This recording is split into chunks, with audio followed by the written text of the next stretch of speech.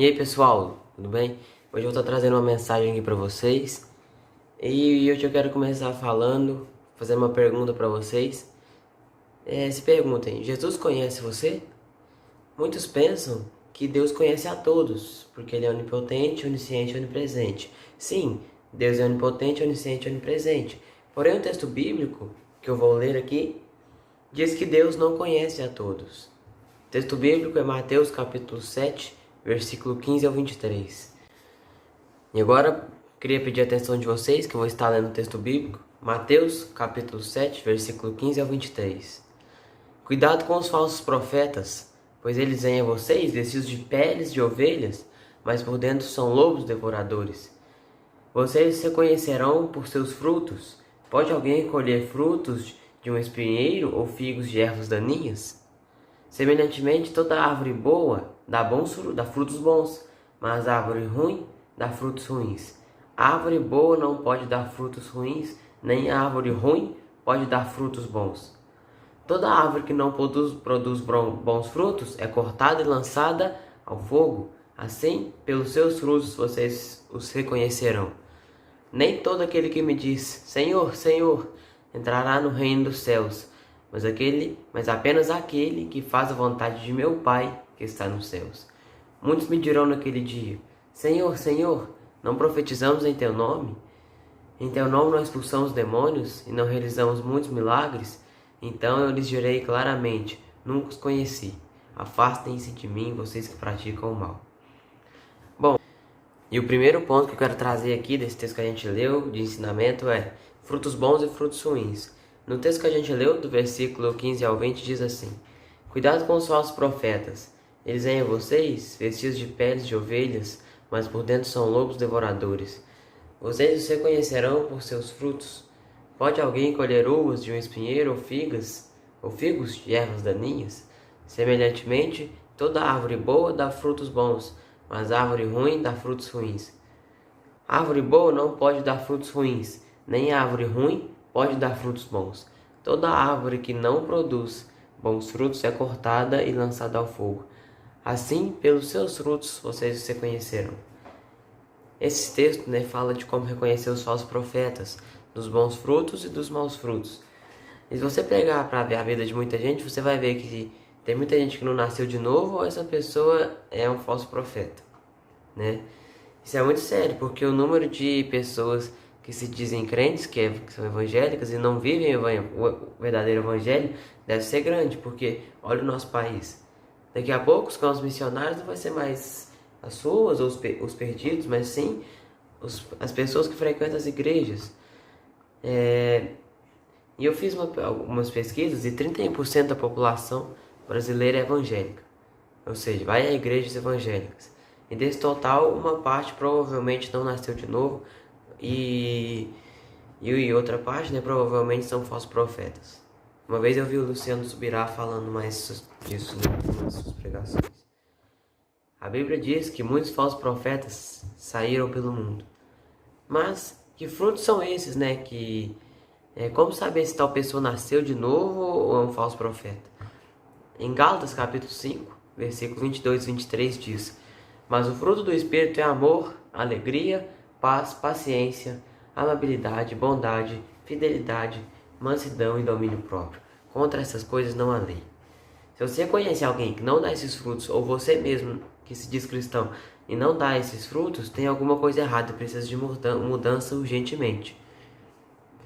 E voltando no texto que a gente leu nos versículos 19 e 20, diz: Toda árvore que não produz bons frutos é cortada e lançada ao fogo. Assim, pelos seus frutos vocês os reconhecerão. Jesus disse que nós reconheceremos as pessoas pelos seus frutos. Ele disse assim: pelos seus frutos vocês os reconhecerão. Guarda essa frase: vocês os reconhecerão. E agora o segundo ponto que eu quero trazer aqui é fazer a vontade de Deus. Que no versículo 21 de Mateus 7 diz: Nem todo aquele que me diz Senhor, Senhor, entrará no reino dos céus, mas apenas aquele que faz a vontade de meu Pai que está nos céus. Jesus disse que somente os que fazem a vontade do Pai, ou seja, de Deus, entrará no reino dos céus. Mas espera aí, somente os que fazem a vontade de Deus entrarão no reino dos céus? Então Judas, o Iscariotes, vai estar lá porque, de certa forma, ele fez a vontade de Deus ali. Temos que entender que no texto bíblico lido, Jesus fala para os que crerem, que nasceram de novo ali, para os que creem que Jesus é o Senhor e Salvador, que entregaram sua vida para Ele. Os que já são crentes são cristãos. E Judas Iscariotes não era. Que Judas Iscariotes não era crente? Não. E olha que ele andava com Jesus e com o corpo de Cristo. Olha o que diz em João capítulo 12, versículo 3 ao 6. Então Maria pegou um frasco de nardo puro, que era perfume caro, derramou-o sobre os pés de Jesus e os enxugou com seus cabelos. E a casa encheu-se com a fragrância do perfume. Mas um dos seus discípulos, Judas Iscariotes, que mais tarde iria traí-lo, fez uma objeção. Por que esse perfume não foi vendido e o dinheiro dado aos pobres? Seriam 300 denários. Ele não falou isso por se interessar pelos pobres, mas porque era ladrão, sendo responsável pela bolsa de dinheiro, costumava tirar o que nela era colocado. Judas Iscariotes era ladrão até mesmo andando com o corpo de Cristo, andando com Jesus. O crente verdadeiro, o cristão verdadeiro, faz a vontade de Deus por amor e temor do Senhor Jesus. O cristão verdadeiro é fiel a Deus. Às vezes pode me dar uma dúvida dos irmãos e das irmãs, né? Mas a salvação não é pela graça, não é pela fé em Jesus, não é? Sim, mas quando o Espírito Santo vem sobre alguém e se alguém nasce de novo, ou seja, a pessoa é convertida pelo Espírito Santo, ali é o início, ali começa a nova vida da pessoa, não é o fim. Ali, quando Jesus te encontra, sua vida muda e começa de novo espiritualmente. Quando você é nova criatura, você tem que fazer a vontade de Deus. Temos que fazer a vontade de Deus. Tiago disse que a fé sem obras é morta. Então, que nós venhamos a fazer a vontade de Deus, a vontade do Senhor Jesus, para entrarmos em seu reino. O terceiro ponto que eu quero trazer aqui é: os seus frutos não te faz ser conhecido por Deus. Nos versículos 22 e 23 do texto que a gente leu de Mateus 7, diz: muitos me dirão naquele dia: Senhor, Senhor, não profetizamos em teu nome? Em teu nome não expulsamos demônios? E não realizamos muitos milagres? Então eu lhes direi claramente: nunca os conheci. Afastem-se de mim, vocês que praticam o mal. Aqui Jesus está falando para quem crê nele. Ele está falando para quem dizia ser cristão.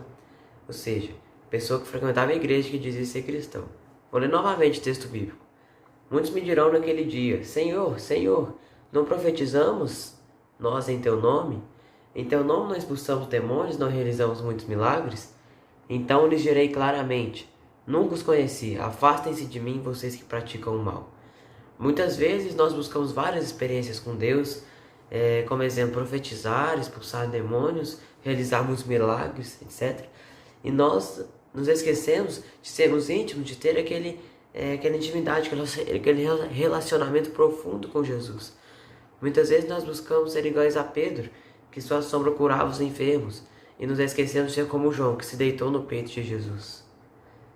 E a palavra conhecer aqui no grego, eu vou ler aqui, é ginosko, forma prolongada de um verbo primário, chegar a saber, vir a conhecer, obter conhecimento, de perceber, sentir, tornar-se conhecido, conhecer, entender, perceber, ter conhecimento, de entender, saber, é a expressão idiomática judaica para relação sexual entre homem e mulher, tornar-se conhecido de... E eu peguei essa informação aqui no aplicativo Olive3, que tem essas informações. Ou seja, conhecer a Deus não é só conhecimento teológico. Conhecer a Deus é conhecê-lo no íntimo e tornar-se conhecido por Ele.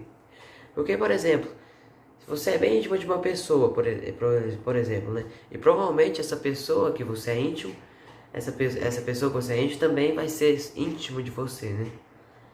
Então, por isso que eu digo que os meus frutos não te fazem ser reconhecido por ser conhecidos por Deus.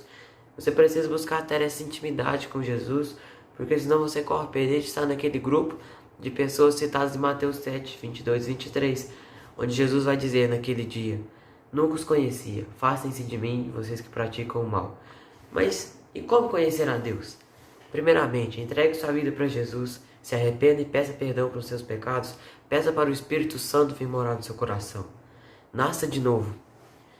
Leia a Bíblia, tenha comunhão com o corpo de Cristo, a igreja. Adore Jesus, ore, jejue e busque ser íntimo dele. Ore por mais amor e temor do Senhor Jesus. Que nós venhamos a cumprir nosso primeiro chamado, que é responder a pergunta de Deus em Gênesis capítulo 3, versículo 9, todos os dias. Gênesis 3:9 diz assim: Mas o Senhor Deus chamou o homem perguntando: Onde está você? Gênesis 3:9. Então, busque a Deus. Que Deus te abençoe.